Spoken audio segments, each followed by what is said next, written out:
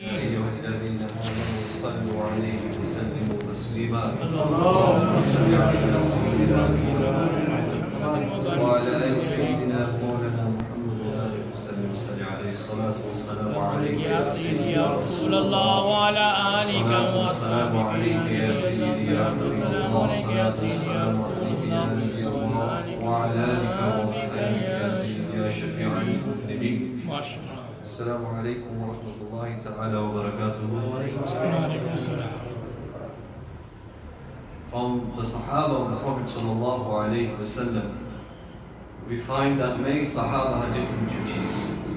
There were those Sahaba that the Prophet sallallahu alaihi wasallam had appointed as generals, and then there were those Sahaba that were appointed as scholars, muhaddiseen. And from the Fahrist of muhaddiseen, we see that the most famous Sahabi from the men who has narrated probably the most or the majority of ahadith from the Prophet sallallahu alaihi wasallam is none other than Sayyidina Abu Hurairah radiallahu ta'ala anhu. Subhanallah. Now Abu Hurairah, the ulama of Jarh Ta'deel, of critical appraise, when they question the integrity of a narrator, they write that he only spent maybe 2 years or more than just over 2 years with the Prophet sallallahu alaihi wasallam. But how is it possible that he has narrated the most hadith from the Prophet sallallahu alaihi wasallam? His name was Abu Hurairah. There are mukhtalif opinions within the ulama of his name, but this was a title given to him by the Prophet sallallahu alaihi wasallam because he had this ability inside him. He had this yearning that he would play with cats. And one day he was playing with a cat, and the Prophet alayhi salatu wasalam called him by the name Ya Aba Hir, oh, the one who plays with cats. And from that day, people knew him as Abu Hurairah. And people said that we forgot his name, and all we knew that his name was Abu Hurairah. i.e. that the Prophet ﷺ gave a nickname or gave a laqab to someone that they forgot his original name, and they began to call him with that laqab which Rasulullah ﷺ gave them. He had a problem that he used to struggle to memorize the hadith of the Prophet ﷺ. He would now and then forget what the Prophet ﷺ would say, because he was someone that didn't have any family. He would always stay in the masjid and stay with the Prophet ﷺ. This was his duty and his job. And one day he came to the Prophet ﷺ, and this hadith is mentioned in the Sahih of Imam Bukhari, where he complained to the Prophet ﷺ about his memory, that is very weak. Sometimes he forgets what the Prophet ﷺ says. So he asked the Prophet ﷺ to make dua for him. Allah subhanahu wa ta'ala strengthens his memory. Subhanallah. So the Prophet ﷺ said that because that day he was wearing a cloak, so he says to Abu Hurairah that your cloak that you're wearing, lay it out in front of him. So Sayyidina Abu Hurairah radiallahu ta'ala laid out his cloak. And Sayyidina Abu Hurairah radiallahu ta'ala says that the Prophet ﷺ began taking scoops from the air and began to place it into that cloak. He goes, but apparently we couldn't see anything. But the Prophet ﷺ was taking scoops, and he was putting those scoops into my cloak. And he did this 3 times. And then after he finished doing this, he told me that go and now wrap this around you. And he says, when I wrapped that around me, ma nasitu hadithan ba'du. He says, from that day I never forgot a single word of the Prophet sallallahu alaihi wasallam. So one of the miracles of Rasulullah sallallahu alaihi wasallam that were given to Sayyidina Abu Hurairah radiallahu ta'ala. He says, from that day I never forgot a single word which the Prophet ﷺ uttered from his mouth. There are many examples of the Sahaba. Sayyidah Aisha radiallahu ta'ala anha, from the women, she was someone who often narrates a hadith from the Prophet ﷺ. When you read in the books of hadith, it normally says that narrator from Aisha, or narrator from Abu Hurairah, or narrator from Umar. We find the Sahaba were great narrators of hadith. But we also find that the Tabi'een and Atba'u Tabi'een, those that didn't see the Prophet ﷺ but met one of the companions, or the Atba'u Tabi'een, or those that didn't meet the Prophet ﷺ, nor did they meet the companions, but they met someone who met the companions. And from those is someone by the name of Imam Ahmad bin Hanbal, who is the founder of the Hanbali Mazhab. Imam Ahmad bin Hanbal wrote a book on ahadith called Muslim Ahmad bin Hanbal. All of the ahadith that he knows, all the ahadith that he took from his teachers, he narrates and relates us back to the Prophet ﷺ without a broken chain. So the chain is not broken. It is a musalsal chain going back to the Prophet ﷺ. His son, by the name of Abdullah, said that my father had memorized 1 million ahadith of the Prophet sallallahu alaihi wasallam. Imam Bukhari was known for his memory. Imam Bukhari said that I know 1,000 sahih ahadith and I know 1,000 ghair sahih ahadith. I know those ahadith which are authentic and also I know those ahadith which are not authentic. And we find ulama and muhaddiseen like Abu Dawood as-Sajistani. Abu Dawood as-Sajistani, he was from those remarkable muhaddiseen who wrote Sunan Abi Dawood. Abu Dawood is a book written by him. He made a remarkable statement. He said, كَذَبْتُ عَنَ رَسُولِ اللَّهِ صَلَّى اللَّهُ عَلَيْهِ وسلم 500,000 hadith. He said, I have compiled from the Prophet sallallahu alaihi wasallam 500 ahadith. And he says, from these 500 ahadith which I have taken from the Prophet sallallahu alaihi wasallam, I have placed some in my book which is known as Sunan Abi Dawood. But he says, from 500 ahadith, I have realized that if someone was to only, he said, يَكْفِي الْإِنسَانِ لِدِينِهِ مِنْ ذَلِكَ أَرْبَعَ ahadith. He says, I have realized that from 500,000 ahadith, if a person was to just know and act upon these 4 ahadith, it will be enough for him and it will be successful in this world and in the hereafter. And then he quotes this ahadith. And he says the first ahadith is ahaduha. He says the first ahadith, if a person knows and understands, it will be his survival in this world and in the hereafter. It is the first hadith mentioned in the Sahih of Imam Bukhari. And the only narrator of this hadith is Sayyidina Umar al-Khattab radiyallahu ta'ala, in which the Prophet alayhi salatu wasalam said, إِنَّمَا الْأَعْمَالُ بِالنِّيَّاتِ وَإِنَّمَا لِكُلِّ امْرِئٍ مَا نَوَىٰ فَمَنْ كَانَتْ هِجْرَتُهُ إِلَى اللَّهِ وَرَسُولِهِ فهجرته إلى الله ورسوله فمن كانت هجرته لدنيا أو يصيبه امرأة ينكحها فهجرته ما هاجر إليه. Sayyidina Umar al-Khattab radiyallahu ta'ala anhu says that the Prophet alayhi salatu wassalam said that actions are based on your intention. Your actions are governed by your intentions. And every single person, whatever he has intended, Allah will give him the ajr for that. I.e., whatever your intention was to do something, your reward will be with that. Whatever your intention was to come to the masjid, Allah will reward you by that. If your intention was to show people, then you will not be getting any reward from Allah subhanahu wa ta'ala. And the reason for this hadith is that there was an individual who lived in the time of the Prophet ﷺ who migrated to Medina al-Munawwara not for the Prophet ﷺ or for Allah subhanahu wa ta'ala, but to marry a woman, al-Qais. So this is known as Hadith al-Qais. This is the Hadith of al-Qais for that individual who migrated not for Allah and His Messenger, but migrated for this dunya. And Allah said, and the Prophet ﷺ said that he migrated to marry a woman, or he migrated for something to get some benefit from this dunya. Then his migration is for whatever he migrated for. His ajr lies on what he migrated for. Allah will question him on the Day of Judgment about the state of his heart. Because the ulama, they define an-niyyah, they say an-niyyatu li azmul qalb. That a niyyah is a firm resolve in one's heart. That a person, he makes a niyyah. And this is why Rasulullah sallallahu alayhi wa sallam said, Niyyatul mu'min khayru min amalihi. That the intention of a believer is greater than his action. Your action, according to the eyes of people, may be great. And your intention may be that I'm showing people that look how I am such a namazi. But the Prophet ﷺ said that amal he's doing is going to destroy him because his intention was wrong. And this hadith is one of the hadiths which is the foundation of our religion. And this is why many muhaddiseen, they start their books with this hadith, إِنَّمَا الْأَعْمَالُ بِالنِّيَّاتِ. Why? To make people aware that whatever you do, it should be done for the pleasure of Allah and the Messenger of Allah alayhi salatu wassalam. And if it's not done for that, then it's riyah. And the Prophet alayhi salatu wassalam said, I do not fear shirk for my ummah. Hadith al-Bukhari. I do not fear shirk for my ummah, that they will commit shirk after me. But I fear that shirk, shirk al-khafi. And the ulama, they write that what is shirk al-khafi is al-riyah. Is showing off. Is showing off to people that I've done so and so much. Or I've done so much hajj. Or I've done so much umrah. But your intention wasn't for Allah or the Messenger of Allah. Your intention was so that you show people. So that people praise you. So that people honor you. So that people lift you. This was your intention. And the Prophet ﷺ said, if that was his intention, then that intention will destroy him in this world and in the hereafter.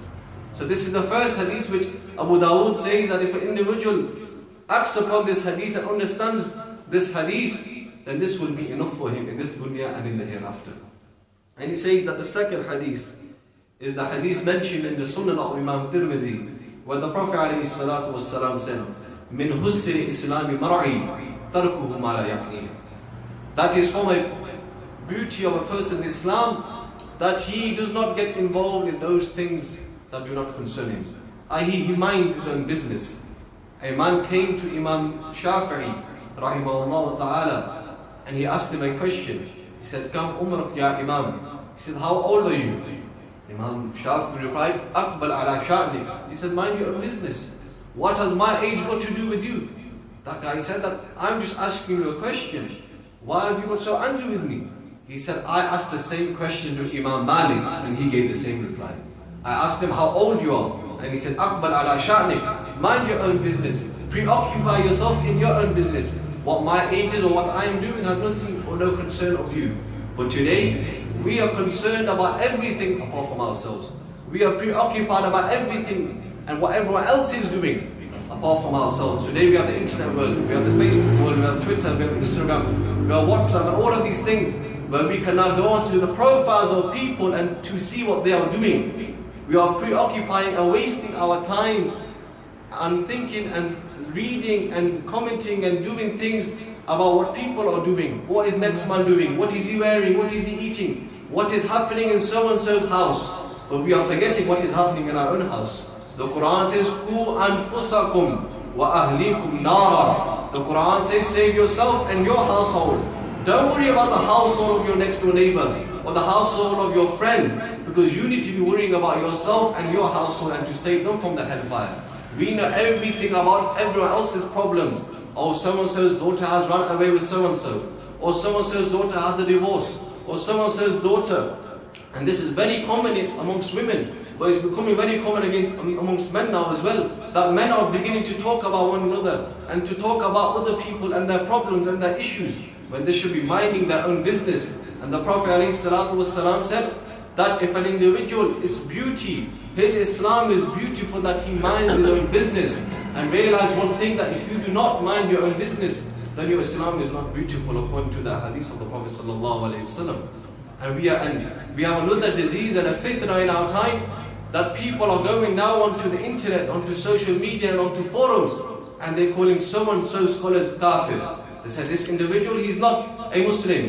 He's kharij min ahl sunnati wal jama'ah. He's from out of the folds of ahl sunnati wal jama'ah. Imam Ghazali says that the scholar's job is scholarship. The doctor's job is that he cures people. The engineer's job is that he fixes things. But today, we have people who are doctors and engineers, and they are pointing fingers at our ulama. If you want to point fingers and argue and object to what the scholars did, then leave your daily job and sit at the feet of ulama and give your life in the way of Islam. Like Imam Sufyan al-Thawri, that story that I told, that he came to his mother and he had this yearning and desire to study. He came to his mom and he said, "I want permission that I go and I seek the religion of the Prophet ﷺ." His mom said, "Come to me the next day and I'll give you my answer." She thought about it for one day. The next day, Sufyan al-Thawri, one of the greatest muhaddithin of his time, who lived in the same time as Imam Abu Hanifa, he came to his mom and he said to his mom, "What is the conclusion? Can I go? Do I have permission that I go and study the deen?" She said, "You can go." Imam Sufyan al-Thawri went to study, not for 10 years, not for 20 years, not for 30 years. 50 years had passed and he had not visited his mother. 50 years he was away, studying and sitting at the feet of the greatest ulama of his time and the muhaddithin and the fuqaha of his time. One night he thought, he said, "It's been 50 years. I haven't seen my mother's face in 50 years. He said, "I'm going to go back home now. I'm going to see the face of my mother."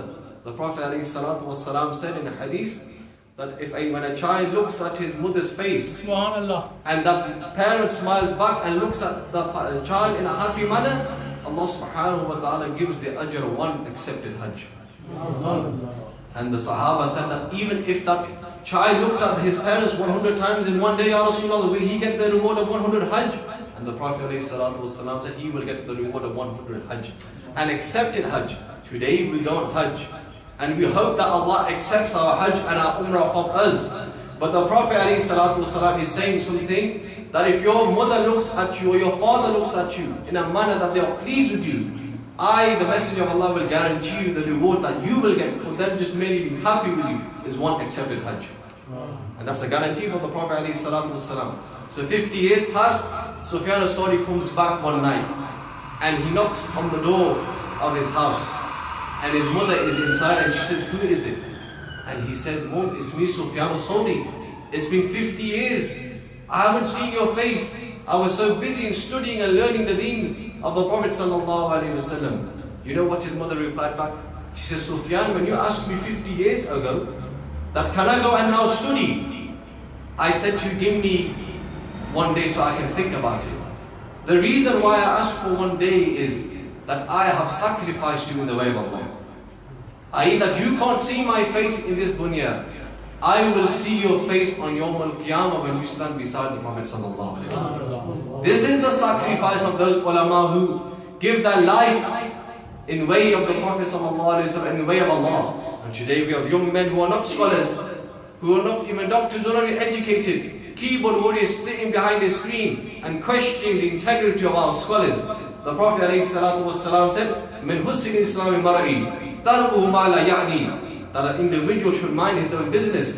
It is the job of scholars that they discuss with scholars. It's not the job of the ignorant man, the jahil, that he discusses things that are above him and beyond him. The ikhtilafat, the disagreements that our scholars have had for centuries. If those big ulama in that time, who knew the Quran better than me and you, who knew their hadith better than me and you, if they couldn't resolve them, then me and you today will not resolve those matters. So we should leave these matters to the scholars. But this is a fitna in our time, that you have people questioning ulama. They are questioning scholars saying, oh, he's gone against the opinion of so-and-so. He's not a Muslim. He's gone of the opinion of so-and-so. He's out of the folds of Ahl Sunnati wal Jama'at. Who gave you this right that you take people out of the folds of Islam? Who gave you this right that you call someone a kafir? The Prophet ﷺ said, if you call someone a kafir and he is not a kafir, then you become a kafir. This is a hadith. And this is something is spreading every single day, which I see on the internet. Scholars are calling scholars kafir over little minor issues. And these are not from dururiyatul deen. Dururiyatul deen are those things that if one denies, then he becomes a kafir. But on issues of furu, of issues where people are mukhtalif, if someone prays with his hands here, it's fine. If he prays by his sides, it's fine. If he prays by here, it's fine. If he does rafa al-yadayn, it's fine. Every single opinion of all the four ai-imma of the fuqaha is correct. We don't differ. But to say that if someone prays with the hand down, he's a kafir, that's wrong. Because there are hadiths where the Prophet ﷺ did pray whilst having his hand by his sides. And this is the mazhab of Imam Malik. So this is another fitna in our time. And we should be wary of that. We shouldn't get involved in discussions that involve only scholars. It's the job of scholars to discuss with scholars, not the job of ignorant people like me that we now go and discuss and point fingers over at our scholars. So Abu Dawood said that the second hadith, if someone understands, it will benefit him in this world and in the akhirah, is min husni Islami mar'i, tarkuhu ma la ya'ni. That a person should preoccupy himself with his own self and not with others. He shouldn't worry about what the people are doing. He should worry about what he's doing and what answer he will give to Allah and his Messenger on the day of judgment. And the third hadith that Abu Dawood says, that the hadith of the Prophet ﷺ, لا يكون المؤمن مؤمنا, that a believer will not be regarded as a believer حتى يرضى لأخيه ما يرضى لنفسه, that until he is pleased with his brother what he is pleased with by himself, i.e. until he loves for his brother what he loves for himself. What he wants for himself, he wants that for his brother. But today, if someone has been given a good job, someone has a status in the world, someone is driving a flashy car, someone has a good house, we now try to pick faults over that person. If someone has come onto the deen, we try to pick faults, we try to make them remember of their past. Do you remember you used to drink and now you become a namazi? We do this. The Prophet ﷺ said, you're not a mu'min. You're not a mu'min if you do not love what you love for yourself, what you love for your brother. If you don't love that your brother becomes like you, he becomes a namazi, he becomes a haji, he grows a beard, he becomes a decent Muslim. The Prophet ﷺ said, your iman is not complete. Your iman is lacking, is deficient. You have to love for your brother what you love for yourself. If you want a good job, then you pray for your brother. The Prophet ﷺ said the best gift one can give to his brother when he is not present is dua. This is mentioned in another Mufrad Imam Bukhari. That the greatest gift, and when someone prays for someone else, Allah subhanahu wa ta'ala will give that same thing to that person who is praying for them, without him even knowing and asking for it. Subhanallah. So this is the third hadith that Imam Dawood said that if a person understands this hadith, that a person loves for himself what he loves to his brother. I.e. what he wants, if he wants good for himself, he wants good for his brother. He doesn't want good for himself and want bad for his brother. Because this is the time we're living in, that everyone is selfish and thinking about themselves and they're not worried about anyone else. But the Prophet ﷺ said that person, Iman is not complete until he does not wish good for himself what he wishes good for his brother. And the last hadith, and we'll finish on this hadith, is that Al-Halal bayyinun wal-Haram bayyinun wa bayna zalika al-umur mutashabiha. In a hadith mentioned in Sahih Imam al-Bukhari, the Prophet ﷺ said, what is halal has been clearly told to you, but what is halal and what is haram has been explained what is haram. And what is between halal and haram are grey areas. A lot of people understand, only those ulama who have deep knowledge understand. And those are those things were only for scholars.